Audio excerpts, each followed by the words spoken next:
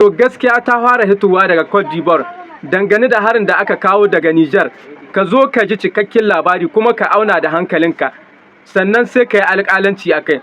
Wato shugaban mai magana da yawun shugaban ƙasa na Cote d'Ivoire shine ya hito ya fitar da wata sanarwa inda yake magana kan cewa jirgin Cote d'Ivoire da ya sauka Nijar, wato ya zube waɗannan 'yan ta'addan waɗanda suka kai ma filin jirgin Nijar hari. Shine ya ce wato hukumar Cote d'Ivoire ba ta san da cewa akwai waɗannan 'yan ta'addan ba wato cikin jirgin Cote d'Ivoire wanda ya sauka a Nijar.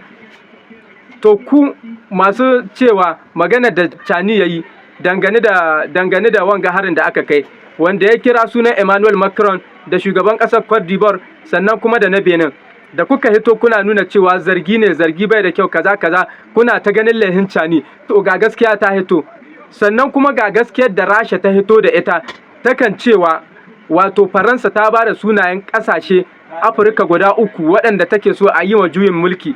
Ciki akwai Nijar, akwai Burkina Faso, akwai Mali, sannan kuma waɗannan ƙasashen guda biyu babu waɗanda ba a yi ma attempting ɗin yin juyin mulki ba. Cote d'Ivoire an yi, kuma rahotanni sun fito sun tabbatar da cewa wato Faransa ta kitsa wannan harin. Sannan Nijar gashi yanzu an kawo hari. Asirin ƙasar Rasha, SBR, ta bayyana a farkon makon nan cewa Faransa na yunkurin kifar da gwamnatocin shugaban Nijar, Abdurrahman Chani, da shugaban Mali, Assimi Goïta, da kuma shugaban Burkina Faso, Ibrahim Traoré. Rasha ta zargi shugaban ƙasar Faransa, Emmanuel Macron, da kitsa yadda za a kifar da gwamnatocin sojin ƙasashen 3. Faransa ta ayyana wasu shugabannin ƙasashen Afirka a matsayin shugabannin da ba a so, kamar yadda hukumar leƙen asirin ta Rasha ta bayyana. A cikin wata sanarwa da ta fita ranar Litinin, hukumar SBR ta bayyana cewa Macron yana kitsa yadda za su dawo da ikon da suke da shi a ƙasashen Afirka, saboda babban koma bayan da Faransa ta samu a 'yan shekarun nan.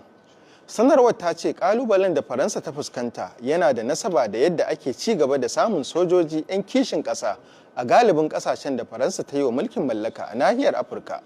Kuma a cewar sanarwar, sojojin suna fifita muradun al'ummar ƙasashensu, ba su zaɓi ci gaba da zama karnukan farauta